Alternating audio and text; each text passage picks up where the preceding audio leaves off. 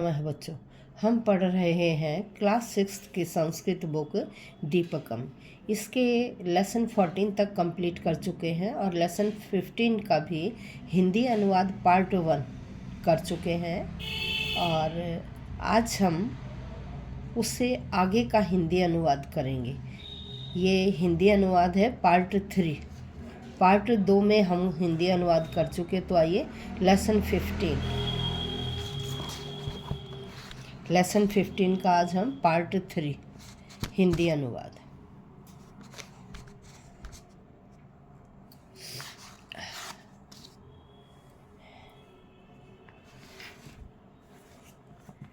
देखिए क्या है। पुष्प पत्र फल छाया मूल वलकल दारु भी धन्या महिरुहा येषाम विमुखा यान्ति न अर्थिन है। क्या कह रहे हैं यहाँ कि अरे ये पेड़ धन्य है जो हम मनुष्यों को बहुत सारी चीज़ें प्रदान करते हैं और मांगने वालों को कभी ये निराश नहीं करते। मांगने वालों को यह कभी भी निराश नहीं करते हैं। तो देखिए क्या क्या चीज़ें देते हैं ये हमें। पुष्प, पत्र, फल, छाया, जड़, वलकल होता है पेड़ की छाल, दारू भी लकड़ी, ये इतनी चीज़ें हमें देते हैं। कह रहे धन्या, धन्य है, महिरुहा यह वृक्ष, ये शाम जो अर्थिन है मांगने वालों की, विमुखा न भवंती उनको निराश नहीं करते। मांगने वालों को कभी विमुखा न यान्ति निराश नहीं करते हैं।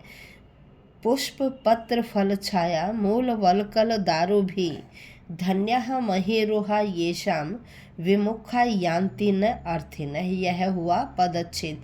एक एक शब्द को अलग अलग तोड़कर पढ़ा गया। इसके बाद अन्वय आता है। अन्वय कर्ता कर्म क्रिया के अनुसार, इसके अनुसार हम लोग हिंदी करते हैं। ये शाम पुष्प जिनके फूल, पत्र, पत्ते, फल, छाया, मूल, जड़, वलकल पेड़ों की छाल, दारू भी लकड़ियाँ, अर्थिन है मांगने वालों को, विमुखा न यान्ति निराश नहीं करते हैं, ते महिरुहा वे पेड़ धन्या धन्य है। अब यहाँ देखिए भावार्थ सरल संस्कृत अनुवाद क्या है। प्राणिन है वृक्षात पुष्पाणि पत्राणि फलानि छायाम मूलानि वलकलानि काष्ठानि च प्राप्नुवन्ति। कह रहे देखिए आदमी क्या क्या चीज़ वृक्षों से प्राप्त करता है। कह रहे प्राणी वृक्षों से फूल, फल वृक्षों से फूल, पत्र होता पत्ते, फल, छाया, जड़, पेड़ों की छाल और लकड़ियाँ प्राप्नुवन्ति प्राप्त करते हैं। अर्थात वृक्षाणां पार्श्वे यत् किमपि अस्ति तत् सर्वमपि प्राणिनां कृते एव अस्ति। कह रहे वृक्षाणां पार्श्वे वृक्षों के पास, वृक्षाणां पार्श्वे वृक्षों के पास यत् किमपि जो कुछ भी, यत् किमपि जो कुछ भी अस्ति है, तत् सर्वमपि वह सब कुछ ही, प्राणिनाम कृते प्राणियों के लिए, एव ही अस्ति है वह सब कुछ ही प्राणियों के लिए है।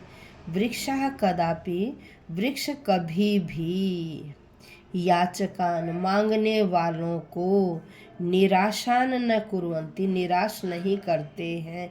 कह रहे वृक्ष कभी भी मांगने वालों को निराश नहीं करते हैं। अतः वृक्षः धन्याः सन्ति अतः इसलिए वृक्षः वृक्ष धन्याः सन्ति धन्य है, इसीलिए वृक्ष धन्य हैं। अब अगला श्लोक देखिए। पिबन्ति नद्यः स्वयमेव न अम्भः स्वयं न खादन्ति फलानि वृक्षाः नादन्ति स्वयं खलु वारिवाः परोपकाराय सताम विभूतयः।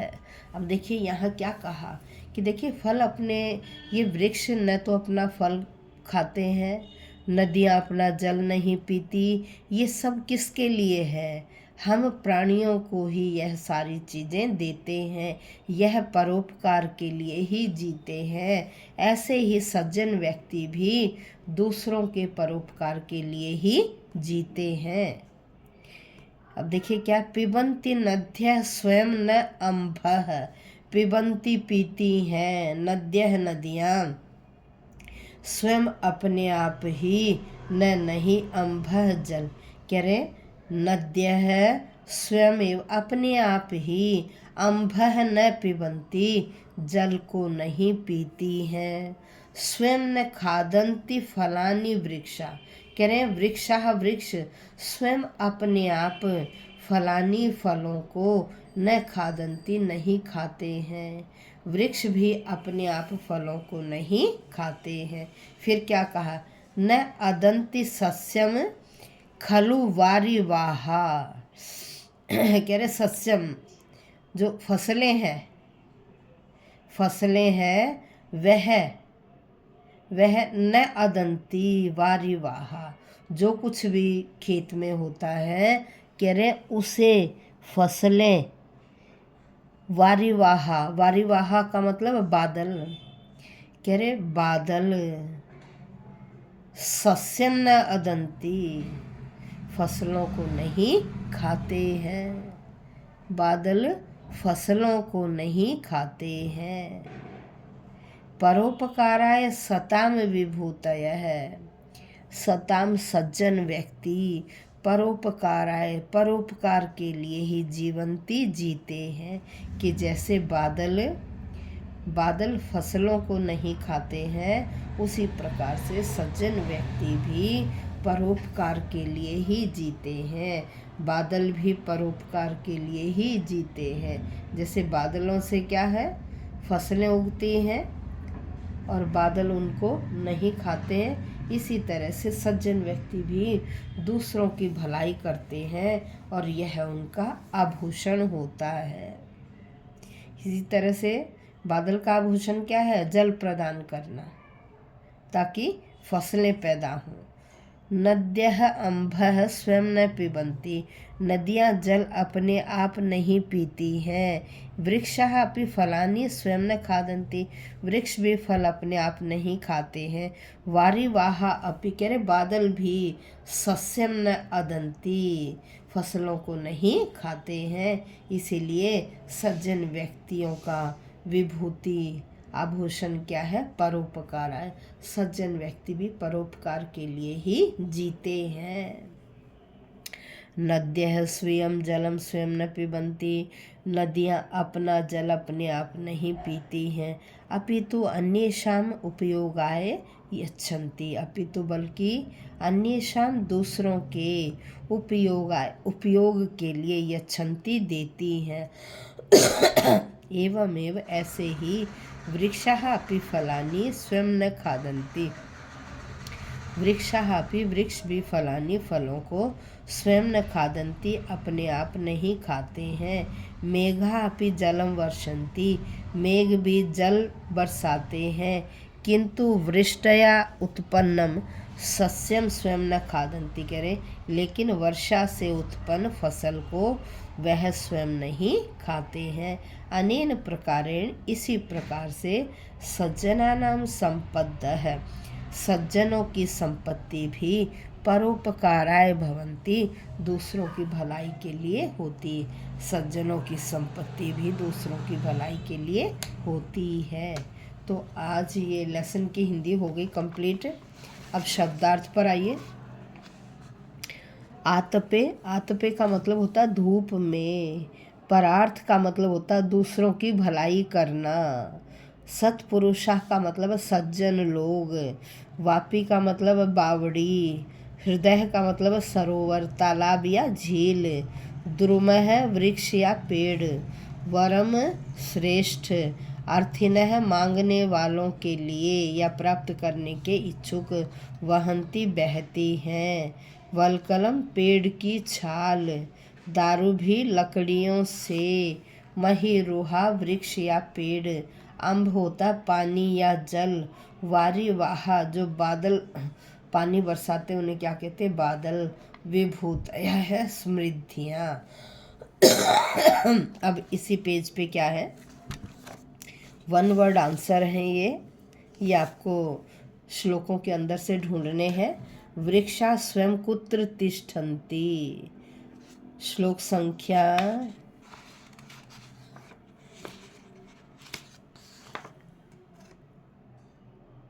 श्लोक संख्या 1 में है ये। छायाम अन्यस्य कुर्वन्ति तिष्ठन्ति स्वयं आतपे। तिष्ठन्ति स्वयं आतपे, ये देखिए पहले श्लोक के सेकंड हाफ लाइन में है तिष्ठन्ति स्वयं आतपे, तो आपका आंसर आएगा आतपे। नेक्स्ट है दश वापी समय कह भवती। 10 बावड़ियों के बराबर क्या होता है? तो देखिए श्लोक संख्या 2 में था 10 वापी समो हृदय है। क्या आंसर आएगा? हृदय है, तालाब। ठीक है। नेक्स्ट है आपका परोपकाराय काह वहन्ति। अभी आपने श्लोक में पढ़ा परोपकाराय वहन्ति नद्याः। परोपकाराय वहन्ति नद्याः, ये इस श्लोक में है परोपकाराय वहन्ति नद्य है, तो क्या आएगा आंसर? नद्य है। नेक्स्ट है आपका 10 वापी समय का है, ये हो गया आंसर हृदय है। सत्पुरुषः इव के सन्ति, पहले ही श्लोक में देखिए सत्पुरुषा इव वृक्षाः, तो आंसर क्या आएगा? वृक्षाः। नेक्स्ट अर्थिनः केभ्यः विमुखा न यान्ति। अभी जो आज श्लोक पढ़ा था उसमें है अर्थिनः केभ्यः विमुखा न यान्ति। केभ्यः मांगने वालों से कौन विमुख नहीं होता? कौन विमुख नहीं होता? महिरुहा, वृक्ष महिरुहेभ्यः। नेक्स्ट वृक्षाः स्वयं कानि न खादन्ति। वृक्ष क्या नहीं खाते हैं? ये इस श्लोक में देखिए फलानि, क्या आंसर आएगा? स्वयं न खादन्ति फलान्यपि वृक्षाः, आंसर आएगा फलानि। तो ये आपके आज 1 वर्ड आंसर भी कंप्लीट हो गए। इससे नेक्स्ट वीडियो में हम इस पाठ का अभ्यास करेंगे और सारे आपके सेकंड टर्म के पाठ कंप्लीट हो गए हैं। आप यहाँ वीडियो से बहुत फ़ायदा उठा सकते हैं। हर चैप्टर का हिंदी ट्रांसलेशन अभ्यास के एक एक प्रश्न को डिटेल में समझाया गया है। तो अभी आपके एनुअल एग्ज़ाम्स आने वाले हैं, तो आप इन वीडियो के माध्यम से आप अपनी रिवीजन कर सकते हैं और बहुत अच्छी तरह से समझ में आएगा। यदि कोई प्रश्न समझ में नहीं आता तो आप कमेंट में लिख सकते हैं, मैं उसका आंसर आपको और अच्छी तरह से समझा दूंगी। नमो नमः बच्चों। चैनल यदि सब्सक्राइब नहीं किया सब्सक्राइब कर लें, ताकि ये सारी वीडियो आप यहाँ से देख सकें और रिवीजन बहुत अच्छी प्रकार से कर सकें, ताकि 60 मार्क्स का पेपर है तो आपके 60 में से 60 ही आ जाएंगे। इसलिए रिवीजन एक बार वीडियो देखिए, 2 बार देखिए, 3 बार देखिए, तो 3 बार देखने के बाद आपको 100% समझ में आ जाएगा। लाइक कीजिए, शेयर कीजिए और सब्सक्राइब कीजिए। धन्यवाद। नमो नमः बच्चों।